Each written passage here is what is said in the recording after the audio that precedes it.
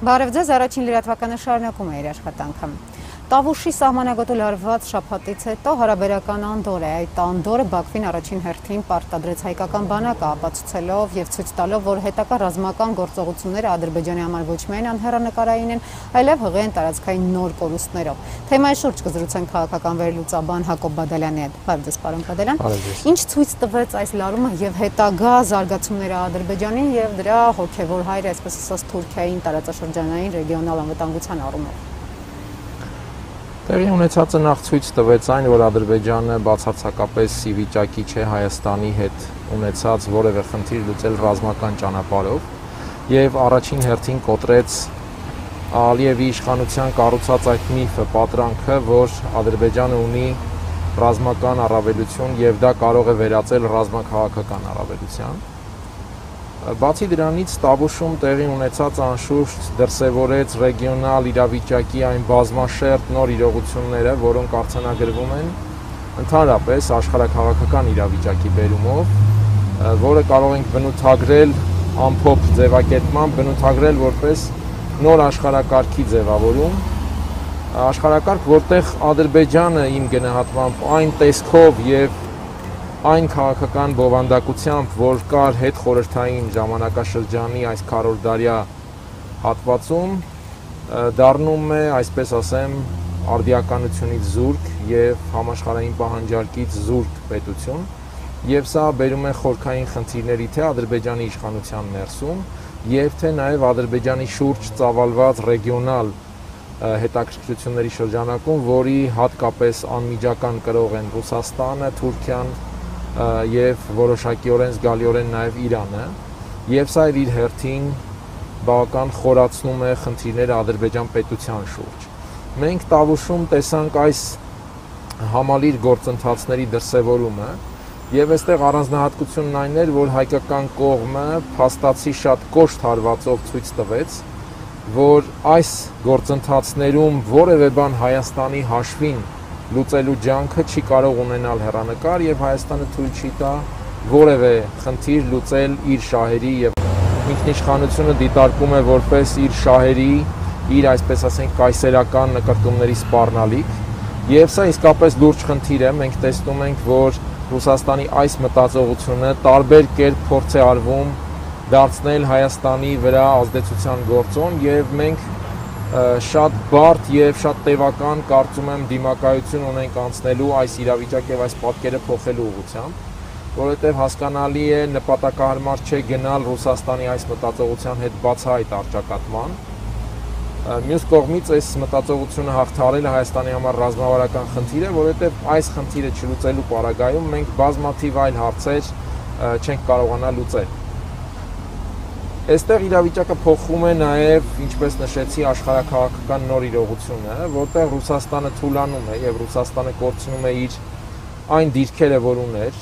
առնվազն երկրորդի դիրքը Ռուսաստանը կորցնում է եւ սա գումարվելով Ռուսաստանի ներսում եղած խնդիրների վրա, անշուշտ ստիպում է Մոսկվային տարբեր այլ հարցերի նայել այլ կերպ, քան մինչ այդ նայել որոշակիորեն ստիպված լինելով, որոշակիորեն փոխելով մոտեցումները, ստիպված լինելով համակերպվել ինչ-որ իրողությունների հետ եւ մենք կարող ենք օգտագործել այս պահը եւ օգտագործել նաեւ Հայաստանում լեգիտիմ իշխանության հանգամանքը Ռուսաստանի հետ հարաբերությունը փոխելու ուղղությամբ։ Սա իհարկե իր ազդեցությունն է թողնելու արդեն նաեւ հայ-ադրբեջանական խնդրի վրա, արցախյան գործընթացի վրա եւ ռեգիոնալ ընդհանրապես ռազմաքաղաքական իրավիճակի վրա։ Խնդիրը հետեւյալն է. Ռուսաստանը խորհրդային միության փլուզումից հետո սկսեց Թուրքիայի հետ, այսպես ասենք, ռուս-թուրքական համաձայնության վրա ձևավորված ռեգիոնալ ստատուս քվոն վերականգնելու գործընթաց, եւ այդ գործընթացը հասունացվեց մինչեւ 2016 թվականի ապրիլյան պատերազմ։ Իհարկե, այստեղ կարծում եմ թե Ռուսաստանը, թե Թուրքիան X պահին մտածում էին, այսպես ասենք, միմյանց գցելու մասին, բայց այդ ամեն ինչը պետք է տեղի ունենար Հայաստանի անվտանգության եւ Հայաստանի շահի հաշվին։ 2016-ին մեր բանակը կանխեց դրա ռազմական, այսպես ասած, փուլի ծավալումը, բայց ոչ լեգիտիմ իշխանության հանգամանքը թույլ չտվեց կապիտալիզացնել բանակի այդ գործողությունը։ 18-ից հետո պատկերը փոխված է եւ մենք ունենք արդեն քաղաքական կապիտալիզացիայի հնարավորություն եւ կարծում եմ Տավուշում մենք տեսանք, որ բանակը իրականացնում է խնդիր, որը բավական համարձակ քաղաքական որոշումներ էր պահանջում եւ կարծում եմ այդ որոշումները կայացված էին եւ մենք տեսնում ենք այս իմաստով իրավիճակի որոշակի փոփոխությունների կրկնեմ սա իմ գնահատամբ լինելու է շատ տևական եւ շատ համառ պայքարի գործընթաց, բայց մենք այլընտրանք չունենք անցնել սրա միջով եւ փոխել նաեւ Ռուսաստանի վերաբերմունքն ու մտածողությունը։ Իսկ Ռուսաստանի միջավայրը աշխարհակաղակական մեզ տալիս է հնարավորություն կրկնեմ, որովհետեւ Ռուսաստանը կորցնում է եւ Ռուսաստանը որևէ դեր պահելու հնարավորություն կարող է գտնել միայն Հայաստանի ինքնիշխանության հետ համակերպելուց։ Ռուսաստանի հետ հարաբերությունները փոխելու այդ համատեքստում արդյոք պետք է դիտարկել նաև հենց Լենին-Աթաթուրք պայմանագիրը, որը լրանում է 100-րդ տարելիցը, ինչպես գիտենք, 100-րդ տարին, եւ որով Մոսկվան եւ Անկարան բաժանեցին Կովկասը, եւ արդյոք այս դիսկուրսը պետք է լինի հանրային քննարկման ուշադրության կենտրոնում, բարձր հարթակներում եւ առհասարակ ինչպես կփոխի իրավիճակը ռուս-թուրքական հարաբերությունները այս հայկական բանակի այս վերջին հաջողությունները եւ հայկական ինքնիշխանության բարձրացումը։ Այդ պայմանագրերի հարցը ոչ միայն մեր հանրային դիսկուրսում պետք է լինի, այլ առնվազն դա մեր ռազմավարական, պետական, ռազմավարական նպատակների առաջնահերթություններից մեկը պետք է լինի, որովհետև դա մի պայմանագիր է, որի վերաբերյալ ռեգիոնալ երկու տերություն, Ռուսաստանը եւ Թուրքիան, որի բովանդակությամբ նրանք պայմանավորվել են, այսպես ասեմ, հայկական սուբյեկտության չեզոքացման հարցում։ Եվ հիմա դրանցից մեկի հետ մենք ֆորմալ իմաստով ռազմավարական դաշնակից ենք, սա որոշակի աբսուրդային իրավիճակ է, այսինքն մեր ռազմավարական դաշնակիցը առ այսօր հավատարմություն է հայտնում Թուրքիայի հետ հարաբերության համատեքստում հակահայկական այդ պայմանագրին։ Եվ այստեղ հարաբերությունները ճշտելը թե մեր, թե դաշնակցի միջև, այսպես ասած դաշնակցի, եւ թե ռուս-թուրքական հարաբերության համատեքստում, սա Հայաստանի ռազմավարական նպատակը պետք է լինի, որովհետեւ անվտանգության առանցքային խնդիր է։ Ի վերջո Ռուսաստանը պետք է դիրքավորվի, շարունակում է հավատարիմ մնալ Թուրքիայի հետ այդ պայմանագրին, թե կարող է անցնել արդեն Հայաստանի հետ իսկապես միջպետական աշխատանքային հարաբերության այն նոր իրավիճակի եւ նոր ռազմաքաղաքական իրադրության պայմաններում, որ ձևավորել է Հայաստանը դեռևս Արցախի առաջին հաղթանակից հետո։ Եվ դրա համար նշում եմ, այս խնդիրը մեր համար Հայաստանի համար անվտանգության ռազմավարական խնդիր է։ Մոտենում է այդ պայմանագրի 100-րդ տարելիցը, ես կարծում եմ նաև Ռուսաստանի եւ Թուրքիայի մոտ շատ հստակ է, որ թե Հայաստանը, թե նոր Հայաստանը, Հայաստանում նոր մոտեցումները եւ նոր իրավիճակը, թե նաև նոր աշխարհակարգային վիճակը իրենց պարտադրում են առերեսվել այս պայմանագրին։ Առերեսվել են իմաստով, որ այստեղ միայն Հայաստանի խնդիրը չէ, մենք տեսնում ենք, որ հայկական հարցը նոր աշխարհակարգում ունենալու է նոր դեր եւ ավելի բարձր դեր, մենք սա տեսնում ենք նաեւ Միացյալ Նահանգներում։ Եվ այս հանգամանքը ստեղծելու է Ռուսաստանի համար որոշակի մրցակցային միջավայր հայկական հարցում, այսպես ասեմ, Հայաստանի շահին առերեսվելու տեսանկյունից։ Մենք տեսնում ենք, որ Չինաստանն է սկսում բավական մեծ հետաքրքրություն ցուցաբերել հայկական հարցի նկատմամբ։ Սա աշխարհակարգային նշանակության հարց է եւ այստեղ դերաբաշխումը չի կարող տեղի ունենալ առանց այս հարցի հետ առերեսվելու։ Եվ հիմա Թուրքիան սրա վտանգները շատ լավ զգացել է եւ Էրդողանի որոշումը հատուկ կառույց ստեղծել հայկական հարցին հակազդելու համար սրա մասին է վկայում։ Եվ ռուս-թուրքական հարաբերության ներկայիս խնդիրներն էլ, որոնք աստիճանաբար վերածվում են ռազմավարական խնդիրների, պայմանավորված են հենց այս հանգամանքով։ Ռուսաստանի համար չափազանց դժվար է լինելու վերստին հավատարմություն հայտնել։ Ռուսաստանը կարծում եմ շատ թանկ գին է վճարելու, եթե վերստին հավատարմություն հայտնի այդ պայմանագրերին։ Թուրքիան այս ամեն ինչը զգում է եւ ռուս-թուրքական լարվածությունը պայմանավորված է նաեւ այս խորհրդային խնդրով։ Քանի որ խոսեցին կապիտալիզացիայից, Հայաստանի արտաքին գործերի նախարարը հայտարարել է, որ Ալիև եւ Փաշինյան երկու երկրների ղեկավարների հանդիպումը կկայանա այն բանից հետո, երբ մենք լավ հիմք կնախապատրաստենք դրա համար։ Ինչ է նշանակում լավ հիմք նախապատրաստել, արդյոք խոսքը գնում է Վիեննայի օրակարգի հսկիչ տեխնիկայի տեղադրման սահմանագծով, թե Արցախը իբրև երրորդ կողմ բանակցային սեղան վերադարձնելու շուրջ կամ այս երկուսը միասին։ Հայաստանի համար կարևորագույնը որոշակի կարմիր գծեր բարձրացնելն է եւ այս տեսանկյունից Վիեննայի օրակարգը պետք է լինի նվազագույն խնդիր, որ Հայաստանը դնի Ադրբեջանի հետ որևէ այլ բան քննարկելու համատեքստում Այսինքն մենք պետք է դնենք այդ պահանջը առանց նախապայմանի խաղաղության համաձայնություն։ Եթե Ադրբեջանը պատրաստ է սրա շուրջ քննարկման, ապա մենք կարող ենք այս հարցը համաձայնեցնելուց հետո քննարկել ամենատարբեր բաներ, բայց սա պետք է լինի կարմիր գիծ նվազագույնը Վիեննայի օրակարգի վերադարձը եւ ավելին, եթե Վիեննայի օրակարգի մասին ենք խոսում, ապա կարծում եմ արդեն մոտարապես 4 տարի անց Հայաստանը պետք է շատ ավելի կոշտ պայմաններ դնի այս առումով։ Եվ Տավուշում հայկական զինված ուժերը ստեղծեցին ավելի կոշտ լեզվով խոսելու նախադրյալ։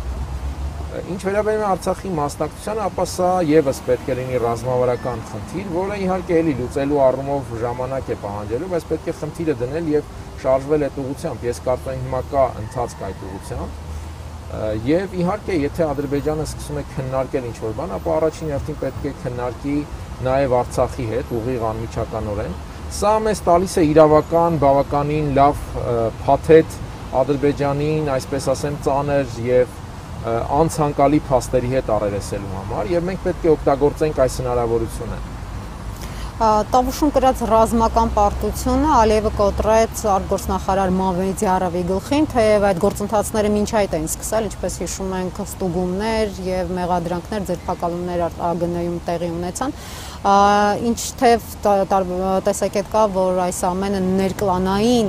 իրենց հարաբերությունների եւ խմորումների արդյունք է։ Այնուամենայնիվ այս ամենը ինչպես կարտահայտվի հենց Հայաստանի եւ առհասարակ բանակցային գործընթացի վրա, որովհետեւ ինչ որ առումով գուցե Հայաստանի համար դրական է, որ Մամեդյարովի նման արտգործնախարարը, որը ունի ինստիտուցիոնալ հիշողություն բանակցային գործընթացի հակամարտության կարգավորման վերաբերյալ բանակցային սեղանի շուրջ այլևս չի լինելու եւ լինելու է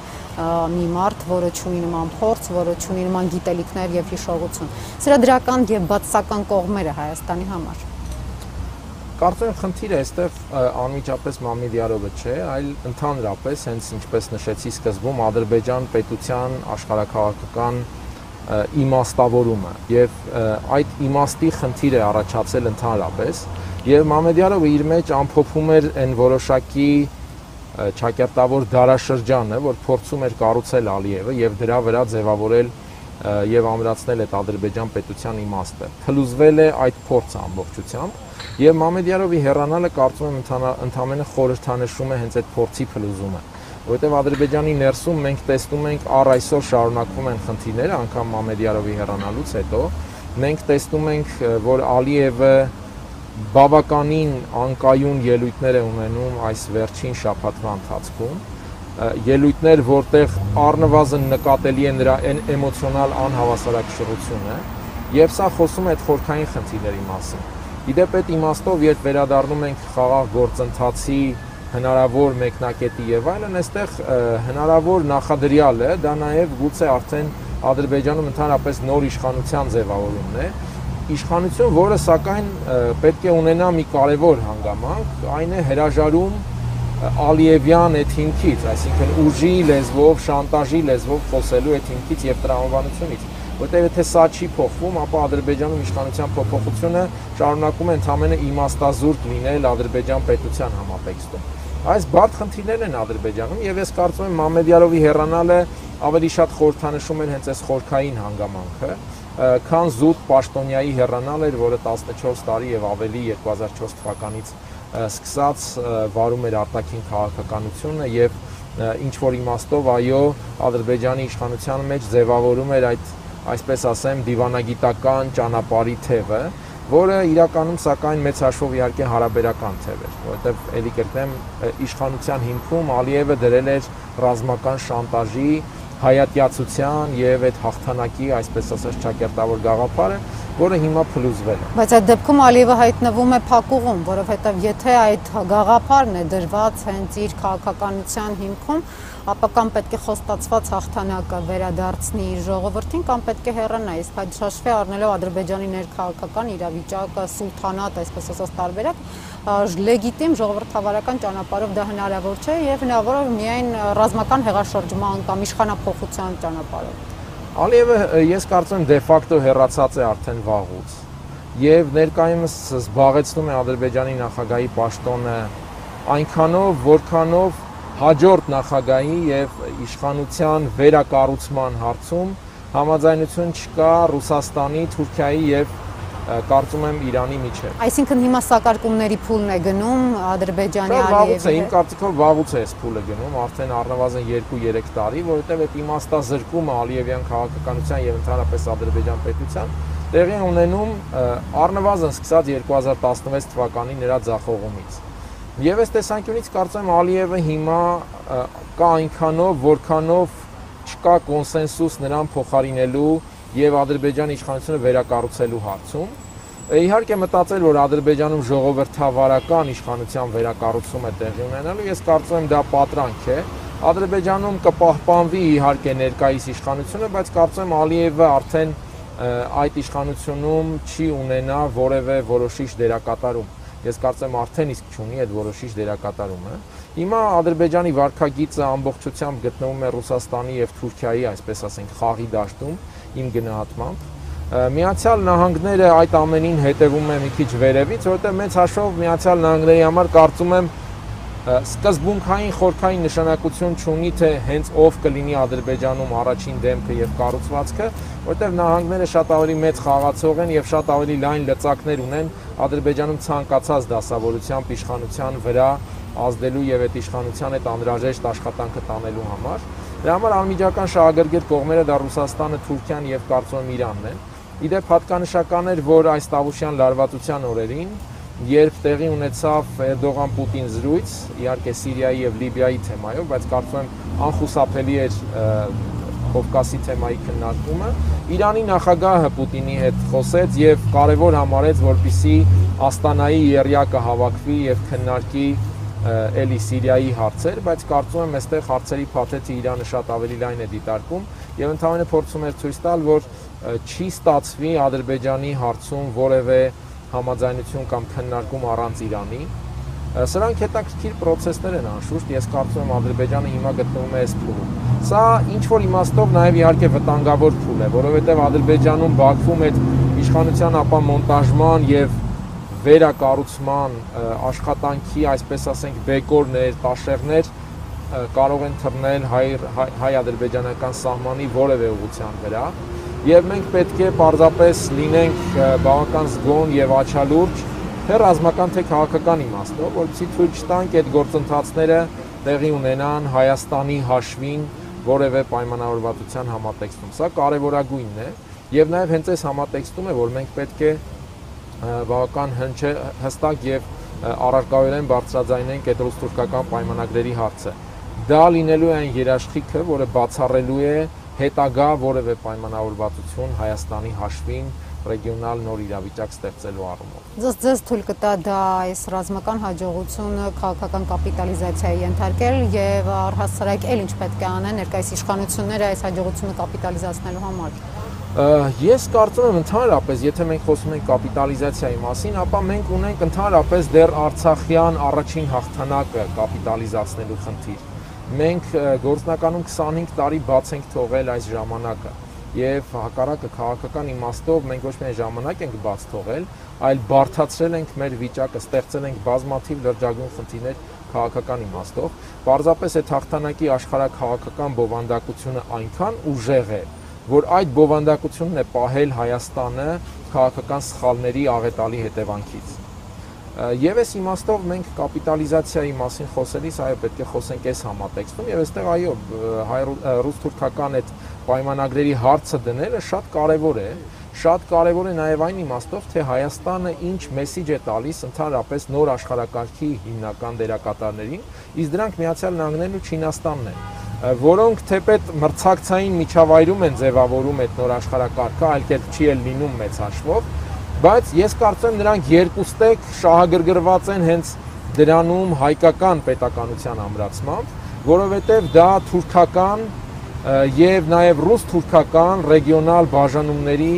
նոր բաժանումների կանխարգելիչ էական կանխարգելիչ գործոնն է լինելու։ Հայաստանը պետք է ցույց տա այս համատեքստում, որ ինքը ի վիճակի է լինել այդ գործընկերը եւ ի վիճակի է անվտանգության խնդիրները դնել հենց այդ խորությամբ։ Կրկնեմ էլի գամ այն մտքին, որ Ռուսաստանը սրան անշուշտ դիմադրելու է, որովհետև մենք գիտենք, որ Ռուսաստանում ձևավորվել է մի քաղաքական դաս եւ մտածողություն, որը Հայաստանը պատկերացնում է միայն ու միայն ենթակայության տրամաբանության մեջ, սա մարտահրավեր է, որ մենք այո պետք է քայլ առ քայլ աշխատանքով փոխենք, ստեղծելով այլընտրանքներ, աշխատելով եւ իրացնելով մեր այն քաղաքական լեգիտիմության ներուժը, որ ձևավորվել է 2018-ին։ Այս օրերին արդեն հայտնվել են հայտարարություններ, տեքստեր, որոնց տողատակում հետևյալ միտքն է, որ Տավուշի այս հրադադարը ինչ-որ գործարքի եւ պայմանավորվածության արդյունք է։ Արդյոք կարող ենք սա դիտարկել հենց այդ ձեր ասվածից իրում համատեքստում, որ Ռուսաստանը դիմադրում է, որովհետեւ այդ ամենը զուգորդվում է նաեւ հակառուսականության ներկայիս իշխանություններին մեղադրանքի մեջ եւ ինչ նպատակ ունի այս հայտարարությունները ձեզ։ Ընդհանրապես կարծում եմ Հայաստանի դեմ բավական երկար ժամանակ պարբերաբար կիրառվում է իմ գնահատմամբ այսպես երկու ծայրահեղությունների տեխնոլոգիան, որովհետեւ մի ծայրահեղություն, այսինքն պրոռուսական, այդ ռուսամետ ծայրահեղությունը աշխատի եւ էֆեկտ տա, պետք է ստեղծել մյուս ծայրահեղությունը, արմատական ռուսական ծայրահեղություն, որովհետեւ միմյանց սնուցեն այս երկու ծայրահեղությունը եւ դրանով կարծում եմ ստեղծում են Հայաստանում ընդհանրապես լուրջ եւ խորքային քննարկումներ եւ քաղաքական կոնցեպտներ ձևավորելու հնարավորությունն են ծածկում եւ այսպես սեղմած պահում։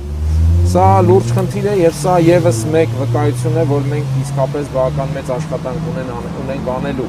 որովհետեւ այո մենք տեսնում ենք, որ հիմա հաջորդում են, այսպես ասենք, կասկածների սնուցման process-ներ, որ ինչ որ բան այնտեղ տեղի է ունեցել, ինչ որ դավադրություն, ինչ որ կասկածներ եւ այլն, այսինքն ես սա գնահատում եմ որոշակիորեն ապալեգիտիմացման փորձ այն իրավիճակի, որ ստեղծվեց Տավուշում։ Այս փորձը թույլ է տալու իհարկե թույլաtsնել Հայաստանը քաղաքական առումով, այսինքն միտումը իմ գնահատմամբ սա է, թույլաtsնել տեղի ունեցածի քաղաքական սպասարկման ներուժը։ Բայց կարծում եմ, որ հանրային բավարար վստահություն կա եւ քաղաքական ղեկավարությունը այդ վստահությունը պետք է կարողանա իրացնել, այսինքն այստեղ արդեն քաղաքական ղեկավարության հեռատես եւ հեռահար մտածողության եւ կամքի խնդիրն է, որը կարծում եմ պետք է դրսևորել։ Իսկապես ներկայիս իշխանությունը շատ ալիքներ ունի, ինչպես նշեցի 25 տարի ուշացել ենք, չենք կապիտալիզացրել հենց առաջին հաղթանակը, 2016-ի հաղթանակը մենք չկարողացանք եւս շահվել ենք այն աշխարհակաղակական բովանդակությունից, որ ուներ այդ հաղթանակը, որովհետեւ ավարտեմ այդ հաղթանակն էր գործնականում առաջին, այսպես ասենք, սեպը ռուս-թուրքական պայմանագրերի միջև։ Եվ պատահական չէ, որ վերջին հատկապես տասնամյակում 10-15 տարիներին սկսեց ռուս-թուրքական այդ գործընթացը վերականգնել, այսպես ասեմ, այդ պայմանագիրը։ Եվ դրա համար է նաև շատ կարևոր, որպեսզի Հայաստանը այդ խնդիրը դնի եւ շատ հստակ դնի պատասխանատվության հարցը